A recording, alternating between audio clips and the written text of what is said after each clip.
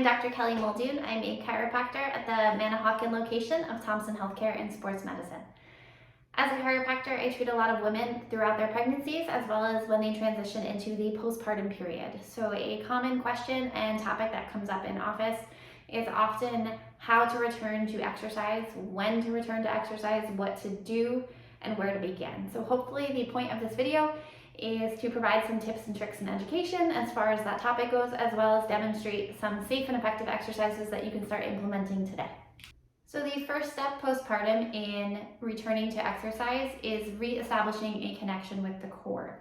So the core provides a lot of stability for our bodies. So whether your goal is to return to running marathons, lifting weights, yoga, Pilates, or even just holding your baby, carrying in the groceries, pushing the stroller, and going on a walk, all of those things are physical fitness, and all of those things start with a strong core. It's important to note that the core is not just your abdominal muscles. The core is actually a cylinder, with the top being your diaphragm and the bottom being your pelvic floor, and the abdominal muscles running along it.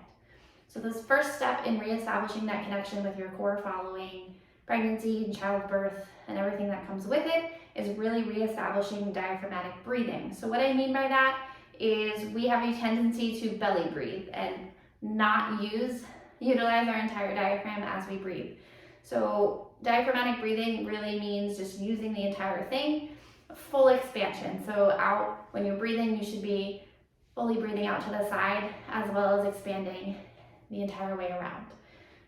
So I'm gonna have patient Megan demonstrate. Okay, for our first exercise, we are concentrating on the diaphragmatic breathing, like I said earlier. So our patient demo here is demonstrating for us. So we have the hips and the knees in a 90-90 position, meaning she has a 90-degree angle here and a 90-degree angle here. At home, this can be done either on the floor with the legs up on the couch with an exercise ball. It's an awesome one to do when maybe the kids are playing on the ground, tummy time, all that good stuff. So what she is doing here is really just concentrating on expanding the diaphragm outward, both out to the side and forward. So this is one, during this entire process, is really just concentrating on taking deep breaths. It is something you should practice constantly. Once you get good at it, it is something that should be used as a warm-up for other exercises as well, so that we're always working from a stable core with a solid foundation to progress us through functional movement.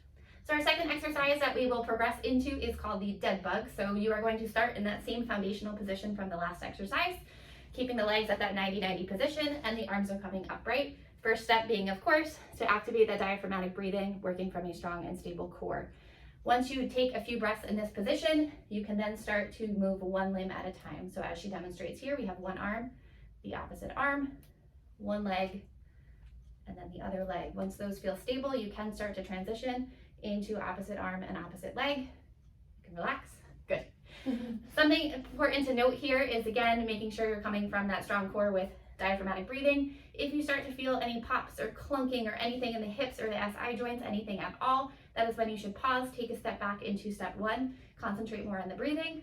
Also, potentially time to see a chiropractor and work on restoring function into the pelvis. So our third exercise of this video is bird dog. So you are going to take basically what you learned in step 2 and flip it over and transition it into the quadruped position on your hands and your knees. So as she is demonstrating here, we have a nice flat back, a nice stable surface that we're working from. So in this position, what we're going to do, same as previously, is one at a time, one limb. So one arm is coming up, back down, the other arm coming up and back down. Same thing, as that feels stable, transitioning into the legs, one at a time, eventually leading up into one arm and one leg simultaneously as we advance through. Important things to note here is you really want to be working from a stable surface. So if you start to notice any swaying of the hips or the body leaning towards one side as you're doing these exercises, take a step back, return to step 2 or even step 1, again, working on the foundation of the core. It is that important. It's worth backing up and making sure you're doing it properly. Also to note, when you get in these positions is a perfect time to take a few of those deep breaths before even starting the movement to really activate the core. Again, working from that strong foundation as we work through some functional progressions and doing some functional movement patterns. Hopefully those exercises were helpful and they are something that you can start implementing as soon as today at home.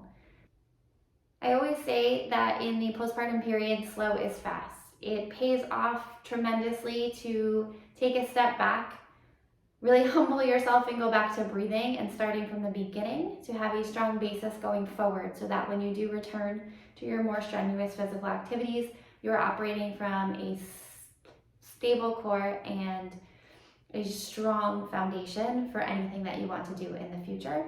It will pay off. As with anything, if there is any pain, any dysfunction, any diastasis recti or separation of the abdominal muscles, so always seek out a healthcare provider who can help guide you into the next steps or make a more individualized treatment plan for you. Thank you.